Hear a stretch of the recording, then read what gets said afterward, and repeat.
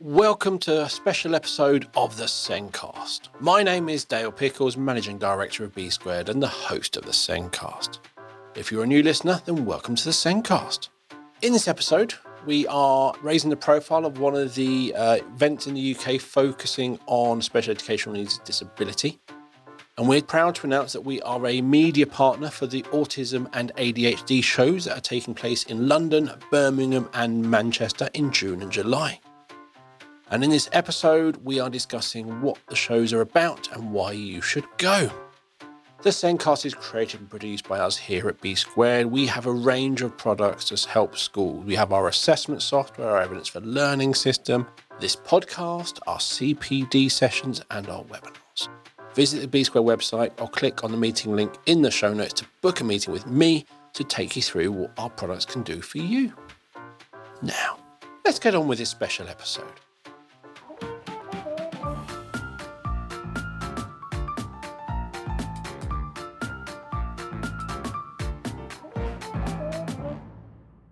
My guests on this episode are Geoff and Nargis Soppet, the founders of Parkview Events and the driving force behind the Autism Show, UK's leading national event dedicated to autism.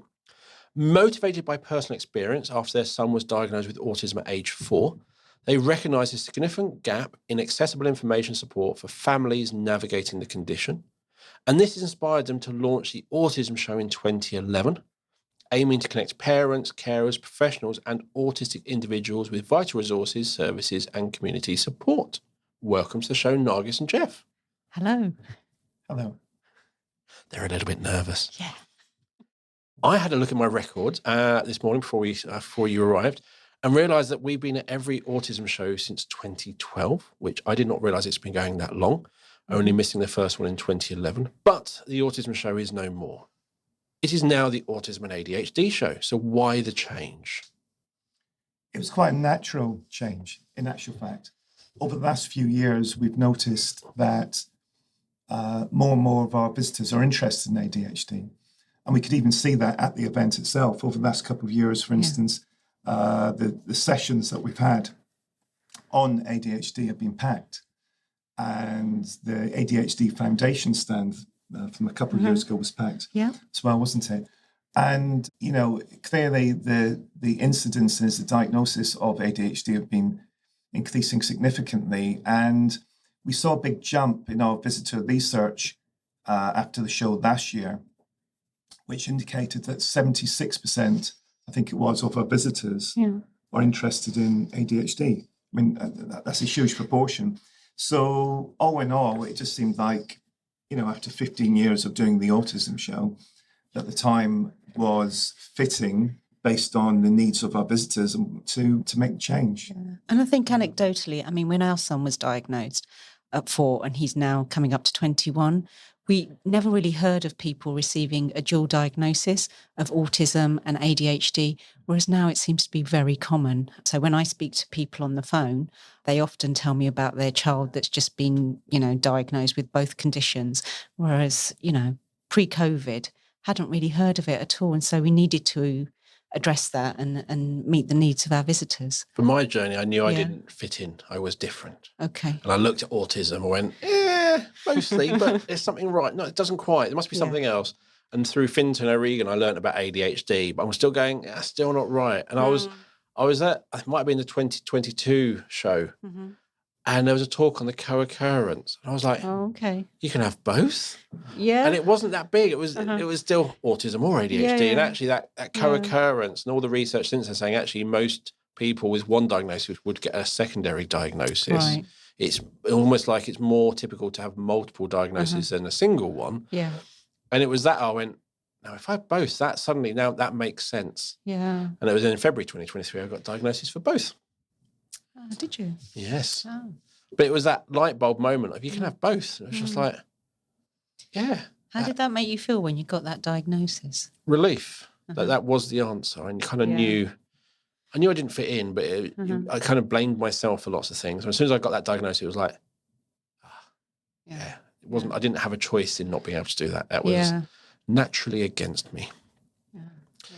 So the Autism Show, or the Yes. Autism and ADHD Show, if I don't say that, please correct me. It's a lot of A's, isn't it? And I'm still annoyed that you can be autistic, but you can't be ADHD-ic. Yeah. I need a phrase for that. Yeah. But it's not just one event, is it? No, we've got 3 events. So we do one in London, one in Birmingham, and one in Manchester. And they start off on the 21st and the 22nd of June. And then the week after that, we go up to Birmingham. And the week after that, we go up to Manchester. It's a lot of dates to remember.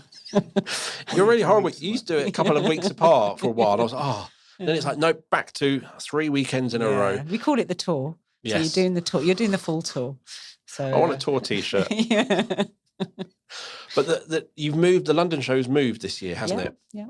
So it previously was at Excel, Uh-huh. but it's now at the Business Design Centre in Islington. Yeah. So that's a big change for us. Yeah, so we're there on the 20th Oh, are we? and 21st of June. There's not dates. And the opportunity came up to move to the venue. I mean, at the end of the day, it is an exhibition venue. We do the best we can to make the space as accessible as possible. We have natural light coming in. It's not a big sort of, airplane hangar maybe type environment, which perhaps most people would think Excel is. The staff at the venue are extremely good. Up until a few months ago, it was a family-owned business and had been for decades. And that sort of atmosphere exudes with the staff and the staff that we have either working directly for us or at maybe third hand. We try and ensure that they are ideally knowledgeable of the condition and are at least sensitive over the open days of the show. Yeah. And the space fitted quite well, actually quite neatly with the event when we mapped it out. And we just felt that now was probably the time to maybe make it a little bit easier for people in maybe West London, North London, west of London, southwest to get to the venue instead of being in the east where we were for 15 years. Yeah. So it's an exciting development, a lot of change all at the same time, but we're looking forward to it. Yeah, excited about it. So it's a venue where the TS show happens in October, so lots of us know it really well, and it is a great venue. Yeah. And I had to break it to John, my colleague, that this year we wouldn't be able to go to Yaban, which is a Chinese restaurant near Excel, and he was heartbroken. Yeah, I knew but he was very upset. Going to Lehman's instead. What's Lehman's? It's a Lebanese restaurant. I remember you saying it. So I'm going to book a table before everyone else books a table. Yeah. But that's amazing. So that was in business. The Birmingham's the NEC. Yes. And I'm still working on you to change that to Coventry. I think it'll be a better place. We'll see. We're always open to new ideas. Yeah. And the Manchester event is in Manchester Central. But what I like about that is you're not in the big building. No. You're in the smaller building next door, which is carpeted. Yeah. You've got the curtains up. So it's a nice, quiet environment. Yeah. The sensory experience, I think, is a lot sort of easier. Yeah. A lot more comfortable for people. That's important. The atmosphere is important. It's a live event. Like we do webinars as well outside of the exhibitions under the name Autism Learns, and that's a different type of offering. But when it's a face-to-face event, all the information and help and advice that is available there, that's one thing. But the environment is an important aspect of that. The physical environment, as well as the environment created by everyone that's there having that understanding of autism and ADHD and other conditions as well, whereby occasionally, and it's occasional, particularly on the Saturday when families come with sometimes the children that might have one or more condition, that they may find it a little bit difficult and overwhelming because there's certain moments when it gets noisy, and people understand. But we do a lot to try and reduce those sort of challenges that people have. So all the theatres have headphones. So you won't hear the noise of the theatre. So you won't hear the person speaking on a microphone. You might hear sort of a rumble of applause from time to time. So we try to sort of soften the edges. It can be a bit sort of challenging for certain people, but we do try our best to make it autism friendly. And as Geoff sort of said, a lot of that friendliness is to do with the people and people being accepting. And, if somebody has a wobble, it's okay. Nobody's going to be judging you. Nobody's going to be giving you bad looks, which can often happen, when you're out and about and, the general public don't maybe understand as much as the people that will be visiting the show. So, it should be a safe space for people and a place where they can feel part of a community as well. I think that was really important to us when we were setting up the shows, so that people feel that they belong. I love the silent disco headphones. That's basically what you got, and you'll see people walking around with different kind of headlights on, because different talk. But it's really nice because you can literally forget there are talks going on until there's a round of applause. You're like, oh yeah, there are talks going on. So it's really nice and quiet. There are no stands blaring out music or anything else. So it's a quiet event. And also, generally, the lights aren't on at full power. That's right, So the lights are on lower. Yeah, they're dimmed. Yeah. So that again, and if it is too much, there's a quiet room as well. Yeah, absolutely. So people can take themselves into the quiet room, or it's normally very easy to just leave the hall, so you can sort of come in and out as often as you like. And sometimes it's easier for people actually to just be in natural light and find a quiet space outside. So whatever works for people, really. You've got the two options. In all the venues, there is that outside space that people can just take escape some to. time out if they want to. And as you say, they should visit the organiser's office if they want access to the quiet room, the quiet space. But as you say, 15 years now we've been doing it, and it's quite, we work all year to put this together, and it's very humbling to see all those people coming to the event. To get all the help and information there, and to learn from each other as well. And, an important part of the event are the autistic speakers and now ADHD speakers that have a voice at the event. There are various other events perhaps out there where it's about autistic or ADHD people, but they're not particularly involved, but they're very much at the heart of the event. And from the minute we designed the layout of the show, before we'd even done one edition of it, we placed at the centre of the space the theatre where autistic adults speak, and that hasn't changed. So in every sense, they're at the heart of the event, and we have over 35 speakers who are either autistic, have ADHD, or both, speaking at each of the events in London, Birmingham, Manchester, to give their lived experiences and all the benefits that can provide to all those visitor types that you mentioned, whether they're parents, whether they're sort of extended family who are caring for an individual, supporting an individual, whether they're a teacher, a SENCO, whether they're a speech and language therapist, OT, social worker, or indeed whether you're an autistic or ADHD adult yourself and want to come and hear what other people's experiences. Yeah, I mean, we've with the shows, they've been going on for a long time now, and Zane was very little when we first started, and actually it was those theatres that I liked the most, was the theatres where people that are autistic are speaking, and it just sort of, as a mum, gave me that opportunity to sort of maybe think about what the future might look like, and it was just a gentle introduction into that. Because in those days, we sort of, we were living obviously with autism, but, we didn't really know what the future looked like. And, often doctors would give you a doom and gloom scenario.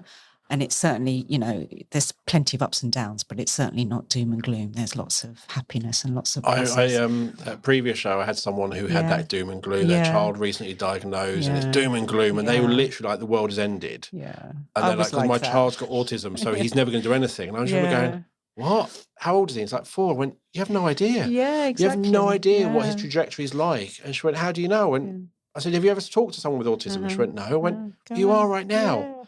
And I said, your child is so young, you don't know. Yeah. Don't get it written. And it's nice. And so, yes, there are. Don't limit them. No. Yeah. And there are speakers you get speakers in when there's big talks. There's an exhibitor speaking zone, so we get to talk. Yeah. You've got the autism theatre, you've got the ADHD theatre, but you've also got autism meets. And I'm assuming you have ADHD meets? That's right, yeah. So what's that?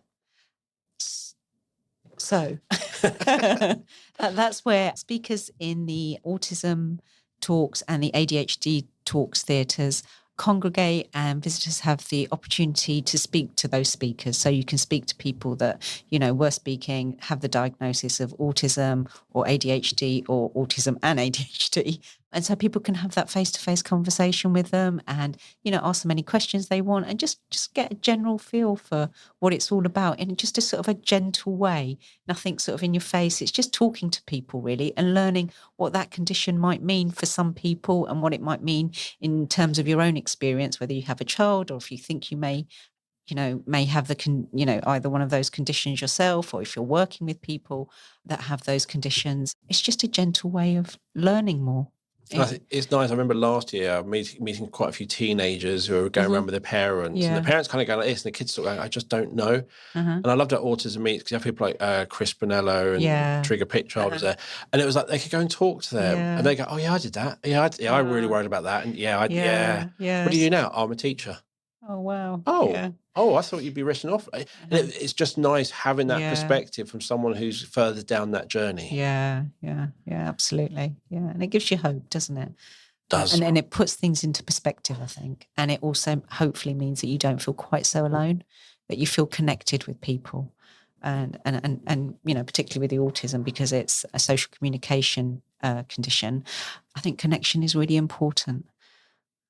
And I think a lot of time people feel alone. And I love doing the 3 shows because it is like a full-on feel-good month. Positive. Because I meet people who, and I like meeting the grandparents. Yeah. There's always some grandparents there, and you're like, oh, what are you here for? Yeah. Oh, my grandson's just been diagnosed, so I'm learning everything I can. And you're like, I love you. Wow. Yeah. It's so good. Be my granny, I think we've all grown up with the show. I mean, 15 years is quite a long time if you think what maybe happens in your life over that period. And, the show is very positive, I think, and that's not an accident. And, for instance, the person that pulls together all the speakers and the content for what's now called the Autism Talks and ADHD Talks is autistic himself. We very much try and get as many people involved as possible that have the conditions, and he understands what we're after because it's what our visitors are looking for. And we have so much information. I quickly totted it up before I came here. We've got something like over 46 hours of theatre sessions, 5 theatre programs. You're kidding. Over the bonkers. 2 days. And that's not counting all the conversations you have, all the events in themselves that you have when you as an exhibitor speak to someone, or the different workshops that we've got on as well, and everything else involved in the show. So that's a huge amount of content and delivered in lots of different ways, as we said, whether it's having those sort of personal conversations on Autism Meets and ADHD Meets, or sitting in one of the larger theatres and listening to information from a professional, listening to the practical sort of approaches and ideas that exhibitors can provide in the exhibitor talks. You name it, there's so much there in different ways in which you can get the information. You have to work a little bit for it because there's so much there. You can pick and choose, and you have to pick and choose what's most applicable for you. But the program overall of the show is designed so you can pick and choose again the information that you want that's most suitable for you. And whether it's to do with autism again or ADHD, or when both conditions co-occur. So we're trying to make it as easy as possible to access that help and advice, which I think the show has always tried to provide people who are mostly coming at important maybe transitions within their lives or the lives of the people they support. So maybe it's children who are going through the diagnosis process, or they suspect maybe have one of the conditions, or are transitioning within education or out of education. And then on the professional side, professionals that are maybe this particular difficulties they're dealing with on a day-to-day basis, and they're coming to the show to try and get help and advice and direction. So it's very much a hands-on, practical type event, and that seems to work. And it's not just the theatres as well that you can get that information from, or speaking to people that have the condition. We have features as well. So I think this year we've got a sensory classroom feature. Toby Dynavox are doing an AAC feature, and then we have a sense cube feature, sensory feature as well. And then we also have one-to-one clinics as well. So people can get one-to-one advice in a confidential setting. So, really geared around their personal experience. And often, the most popular topics are things like distress behaviour. So to actually speak to somebody and they can sort of describe, what their challenge is, and then hopefully get some advice about, what the next steps could be. So people should be able to access quite a lot of help in lots of different ways. And of course, they don't pay extra, has to be said, for that. Once they're in, they're in. Yeah. And I think, bearing in mind all the efforts and all the information, help and advice that's there for just over £20, although, £20, it can still be a lot of money. Yeah, that's right. Of course, value-wise, I think it's the best value event of its kind by far. And that obviously appeals to people. Yeah. And it's really important for us as well for professionals to come along too, because often they're working with young people that have, these conditions, and, they need to sort of learn more about the condition and have a better understanding. And it's really important for us that, they knowledge themselves up so that they can support the children, often in schools, to the best of their abilities, and children get the education that they need and they deserve. I have occasionally people go, oh, it's not free. Yeah. But as you said, once you're in, everything is free. Absolutely. Whereas I know lots of free events where you pay for every talk. I know, yeah. I mean, when we first set up the shows, we did think about that. And actually, it was really important for us to give people as much content as possible at the best possible price. And I think our sort of formula, our way of doing it, I think delivers that to people. I mean, we've been doing this for, as we say, years and years. And this is the first time we've done this sort of, had this sort of conversation, or if you like, interview. We've done some newspaper stuff, but we tend to be behind the curtain and not in front of it. And because that suits our personalities, perhaps, but also because genuinely, our sort of job is to, in every sense, I suppose, build a stage and to allow the voices of all those different people at the event to express their experiences and their opinions and provide help and support. It's not about us, it's about them. And that's why we try our best to keep our costs down, but there are some costs. And because our motivation for doing the show and still doing the show and continuing to do it and making the changes for this year and all the efforts that takes is because we sort of do it for the people we were all those years ago when our son got diagnosed, and for the professionals that were working with him then. And so when we see, again, coming back to when the doors open and we see the people coming through the doors, we see versions perhaps of ourselves a little bit. And because we were completely lost when we came out of that last NHS appointment, when we got the diagnosis and not knowing what was going to happen the next day, never mind 10 years in advance. So it is very difficult. We were bereft. We really were. I cried for 2 years, Dale, I think. Every day. It's not getting any easier. It's tough. It is tough. Yeah. But there's also a lot of joy. But what I like is because we've done the show for so long, and it's not just you, your children are there every year. I know. So you see them, you've seen them grow. And I've seen them grow. Yeah. And give you back chat now. They sometimes cans of Pepsi. In cans of Pepsi and Kit Kats. And your daughter helps out on our stand. Yeah. And you might tell her off for being childish, but I'm just as childish, so leave her alone. Yeah, but you are a bad influence. It's very hard to tell her off. Yeah. But it's that's the thing. It is a real community. And what I love, you mentioned all this stuff going on, and there is a lot, but yet it's the quietest in terms of auditory volume. Yes. It's the quietest show we go to. Oh, good. And it's I don't ever get overloaded, or others do. That's really and good I think to hear. Yeah. Excel last year was quite a bit of noise from other things going on. So I'm kind of glad you've moved it. But it is that sort of thing. It is the quietest show. It is the one where the organisers have taken as many steps as they possibly can. And the silent disco headphones and the talks is... And I see other people doing that more and more now. Yeah, but you've been doing it for so long. We were one of the first, but I think John, your John, John helped us. Was I think the person that said, "Why don't you speak to the guys that do Silent Disco at Glastonbury. And we used that supplier for the first few years. But it all developed from there. And you're quite right.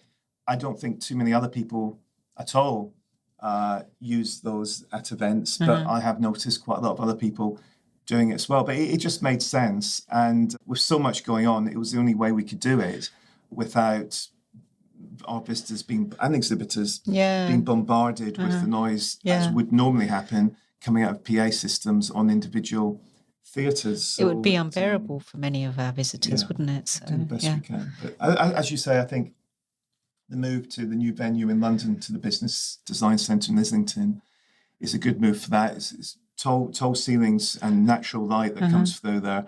And also for people, if they want to pop out, they can go there's shopping. so much to do, to eat, to drink, or take some time out on Upper Street. So I think that's something which the old venue XL didn't offer. Because when you came out the hall, you're still in that quite large, noisy concourse. Whereas you can literally walk straight out. But even within the building, you can go up the steps and there's a little bit of balcony. That's right. You can find a quiet corner. You can find a quiet space quite easily, And often that is, the best thing to do, isn't it? If it's becoming a little bit too much or a little bit overwhelming. Anything else we need to? I think we've covered everything. I think so. We have spoken about quite a lot tonight. I'm not sure if there's anything. But so I'm going to say thank you for coming on the show. Lovely. I've been pressuring you to come in here and talk about this on the podcast for a while, and you've both been chickening out. I know. But you got here today, so that's great. You forced us in. Yes. And we'll be putting links to find out all about the show in the show notes as usual. So you find links to the website, Facebook, Instagram, and Twitter are all there. And as always, you'll find the show notes wherever you listen to the podcast or on the SENDcast website.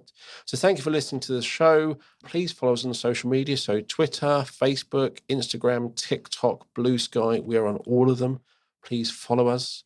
And finally, the SENDcast is created and produced by us here at B Squared, and we help to show the small steps of progress pupils with SEND make. But do you know about Autism Progress? This is our framework for helping profile a pupil's autism and how it impacts them. It's based on certs and looks at communication, social interaction, emotional regulation, and flexible thinking. Autism Progress also includes a wide range of strategies to support the individuals. So come and see us at the Autism and ADHD shows, visit the B Square website, or click on the meeting link in the show notes to book a meeting with me to take you through what our software can do for you. But for now, thank you for listening, and we'll be back soon with another episode of the SENDcast. It's goodbye from me. Goodbye. Goodbye. Bye.